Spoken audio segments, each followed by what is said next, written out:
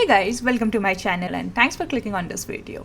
आज हम बात करने वाले हैं अमेजॉन प्राइम की new web series call me bae के बारे में। Call me bae is like a wannabe love child of Schitt's Creek, Two Broke Girls and Emily in Paris with a little bit of देसी तड़का, but कहीं ना कहीं ये तड़का जल गया है। तो चलिए इस कंफ्यूजिंग येट फ्लैशी शो के बारे में बात करते हैं। कॉल मी बे की प्रोटैगनिस्ट है बेला चौधरी और like she says You can call me Bay.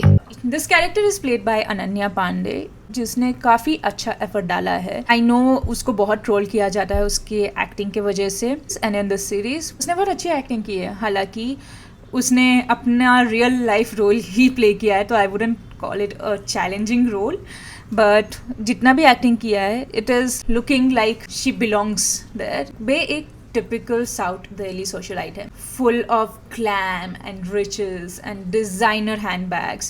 लेकिन ट्विस्ट अब आता है जब उसका अफेयर पकड़ा जाए। उसका husband Agastya, played by Vihaan Samant, उसे घर से बाहर निकाल देता है। Poor Bay has to now struggle to earn money, to find her self-worth, and she somehow lands in Mumbai। वहाँ पे she has to face real life और what Karan Johar and the writer of this show thinks real life looks like।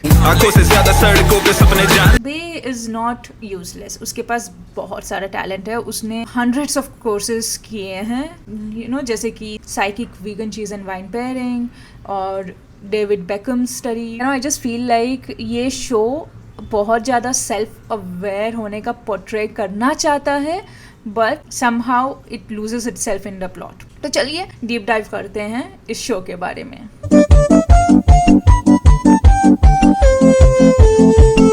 Ananya Pandey, like I said, she is playing herself। I was born with a golden spoon. Hey Bella. वो एक privileged person है जो बहुत ही ज़्यादा first world problems deal करती है, जैसे कि शॉपलिफ्टिंग, बिकॉज उसके पेरेंट्स उसको अटेंशन नहीं दे रहे थे।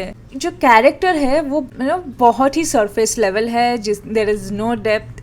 अगर आपने शिट्स क्रीक देखा है तो आपको पता चलेगा कि although it starts with a privileged family, जिसको कोई अंदाज़ा नहीं है कि ये कॉमन पर्सन कैसे रहता है, और towards the end still have the same personality traits, but आपको वो एक कैरेक्टर डेवलपमेंट दिखता है। और in this case there are a lot of characters and at the end of the show you will just feel like you have wasted all your time। कि कोई भी character ऐसा नहीं है जैसे कि आपको लगे कि हाँ this character had a growth, this character is something I aspire to और look up to. Story start होती है, जैसे मैंने कहा, कि Ananya Pandey, although she is privileged and she comes from a very well to do family, उसको इस तरह से ट्रेन किया जाता है कि आपको बड़े होना है और आपको एक रिच आदमी को फंसाना है ताकि आपका लाइफस्टाइल सेट हो जाए। सो उसके दिमाग में उसकी मम्मी ने सिर्फ यही डाला था, and that's when she meets Agastya, जो उसके आई थिंक उसके फैमिली फ्रेंड्स में आता है, and he is very rich and they both start dating. वो न्यूयॉर्क जाता है कॉलेज के लिए और ये भी उसके साथ चले जाती है। वो पढ़ाई करता है और ये पता नहीं कुछ कोर्सेज करती है। उसके बाद दे गेट मैरिड। अब शादी के बाद ये होता है कि Agastya gets busy with work, because अभी रियल लाइफ आ गई है, उसको पैसे कमाने हैं। He has to make sure कि जो ये मिलान की ट्रिप करती है, जो डिज़ाइनर हैंडबैग्स खरीदती रहती है, तो इसको वो अफोर्ड कर पाए, एंड उसके लिए उसको ऑब्वियसली काम करना पड़ेगा। तो वो बहुत बिजी हो जाता है एंड उस चक्कर में इसको अटेंशन नहीं देता। As we know from Ananya's history, जब उसके पेरेंट्स ने उसको अटेंशन नहीं दिया, उसने शॉपलिफ्टिंग की, एंड इन दिस केस जब उसके हस्बैंड ने उसको अटेंशन नहीं दिया, उसने उस पर चीट किया। I mean she cheats on her husband with her gym trainer, and पकड़े जाने के बाद उसके हस्बैंड ने उसको ऑब्वियसली घर से निकाल दिया। But then that guy was so sweet कि उसने ही packed all her stuff and asked her to leave. In fact आगे जाके वो ये भी बोलता है कि अच्छा ठीक है, तुम्हें मैं एक बंगलो और एक कार एंड ड्राइवर भी दे दूंगा साथ में। You are suppose to feel bad for Ananya, but you actually don't. You end up feeling कि अच्छा इसको तो मतलब जितना सामान दिया है वो भी नहीं देना चाहिए था। Anyway, Bay goes back to her parents. उसके डैड तो मतलब I think they don't even show him after like the first 5 minutes। उसकी जो माँ है उसको बोलती है कि नहीं तुम चले जाओ कहीं और LA जाके छुप जाना, बिकॉज उनको अपनी रेपुटेशन की पड़ी है, उनको ये नहीं पड़ी कि अच्छा ठीक है मेरी बेटी है और I have to help her out, but उनको अपना रिलेशनशिप बचाना है अगस्त्या के फैमिली के साथ, बिकॉज उनकी जो फैमिली है बहुत पावरफुल है एंड दे नीड मनी. तो bae thinks you know what, I will go to Mumbai. क्यों?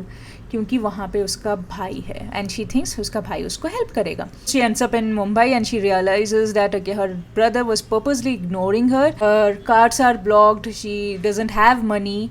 And when her husband offers her a house and a driver and a car, and she says no. अब मैं पैसे कमाऊंगी, अब मैं अपने पाँव पे खड़े होंगी. क्या करोगी? Job? Yes, I will get a job. And unlike you, I'll do it without the family name. और मेरा बस ये कहना है कि बहन तेरे पास एक डिग्री नहीं है और मुंबई में घर मिल रहा है एक कार और ड्राइवर के साथ. Take it. ये ईगो की बात नहीं है, because you cheated on your husband and he is being nice to you.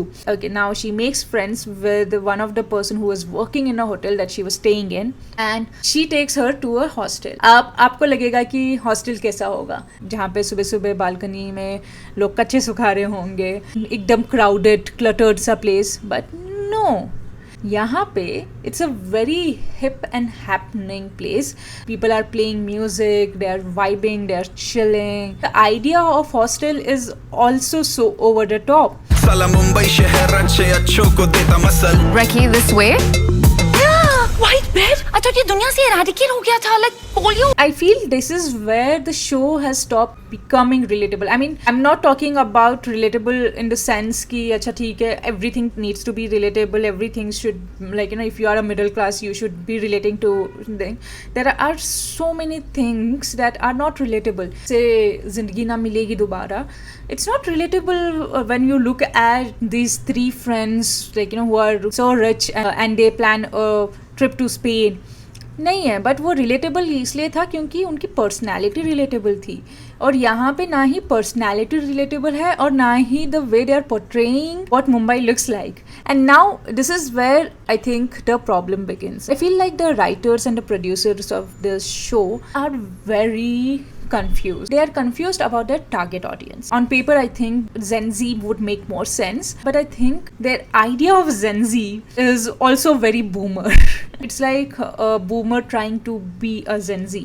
So they think that going viral is just like this.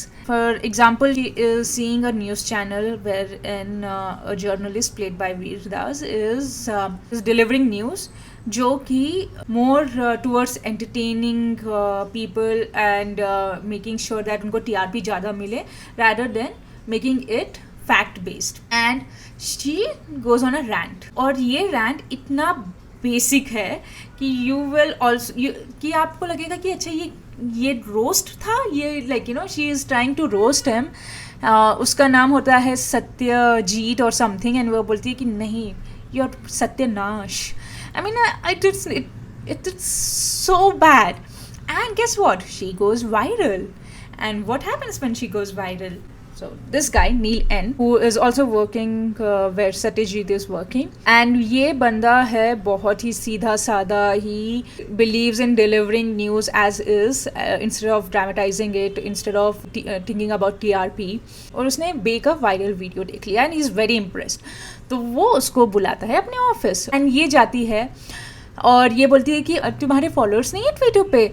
You know what, because तुम ना बहुत बोरिंग सा news डालते हो. And then she goes on, she takes his phone, वो एक tweet डालती है कि oh my God Mumbai is drowning and it goes viral. हम लोग इतने दिनों से वीडियोज़ बना रहे हैं, हम लोग इतने दिनों से पोस्ट कर रहे हैं and this person has just figure out a algorithm.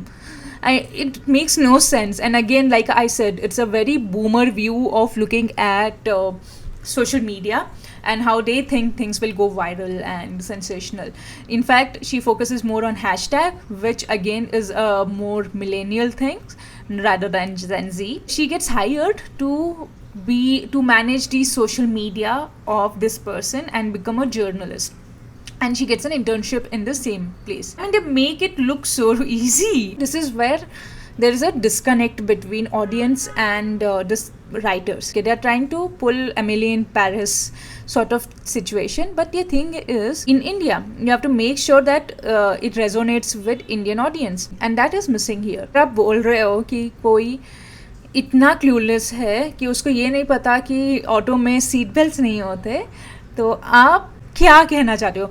This is where I think they are trying to bring Schitt's Creek as well, wherein you know how Moira Rose was obsessed with her wigs, Bay is obsessed with her handbags, Alexis was very self-obsessed and very unaware. Ananya tried to take some of the acting tips from Alexis' character, I feel, because you can see in certain frames she's trying to act like Alexis, but it is failing miserably. इसे कौन साफ करेगा? कौन? I think the show is also बहुत ज़्यादा convenient हर जगह से. The gym trainer is also a techie, not just any techie. He can hack people's computer. एक random actress ने इसको pick किया to cover her story. She was famous in Delhi, but then nobody recognizes her here. She becomes friends with two people here. They just click because #बहन code. आई feel like किसी भी relationship dynamic को इन्होंने explore ही नहीं किया. We don't find any depth in Bay and her husband's character. He doesn't seem guilty about cheating on her husband. She is trying to prove herself, and husband is also still in love with Bay. They also have a very surface level relationship with Neil. Although the chemistry between Bay and Neil is great, it is not explored again like any other relationship. You know, her mom mistreats her, but then she just forgives her mom like it was nothing. I just feel like writers had so many subplots and they did not stick with any one of them and explore them well, and that's where this show is lacking. I mean, it had a lot of potential, could have been a feel good sort of sitcom, and it fails to be that. आपको struggles दिखाने हैं कि अच्छा Bay went through a lot of struggles and flashbacks आते हैं बार बार, but वो flashback होते हैं शॉपलिफ्टिंग के. आई नो कि it's not a small thing, but ये शो इंडियन ऑडियंस के लिए है जहाँ पे मैक्सिमम लोग are putting hours and hours together to afford bare minimum. This is not a problem. So they could have made the backstory a little bit stronger, and there are so many plot holes. Like, you know, at the end of the show you just feel कि क्यों देखा मैंने. I think the one focus was on fashion, which is a hit or a miss. And I know I'm not going to judge her fashion. Look at what I'm wearing. But I just feel like although most of her clothes were really beautiful, but at places it looks very tacky and flashy. The other angle that they wanted the show to go in is comedy.